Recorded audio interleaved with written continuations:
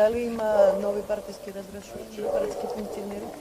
Не, на денешната седница на Централниот комитет немаше кадровски прашања. Дали е точно, има спекулации дека од пратениците се очекува или некои веќе подпишале изјави дека нема да гласаат за уставни измени? Ставот на пратеничката група беше јасен и пред референдумот, јасен е и сега, а тоа е дека пратеничката група ќе ја следи волјата на граѓаните. Волјата на граѓаните е јасна, референдумот пропадна, така што јасно е се. А дали пратениците подпишуваат изјави дека нема да припатат уставни измени?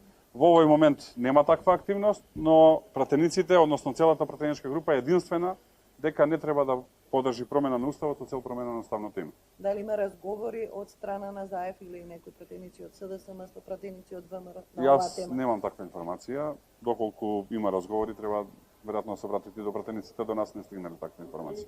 Да? На тоа дека премиерот веќе ги одби условите кои што ги поставите, што понатаму, лидерска средба, има ли шанси за бојкот на изборите? Како би се развивала ситуацијата понатаму? Нашите услови се јасни.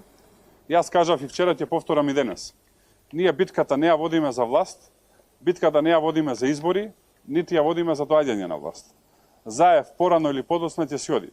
Битката ја водиме за зачувување на името на Република Македонија и сме среќни што со исходот од резултатот уставното име на Република Македонија е зачувано.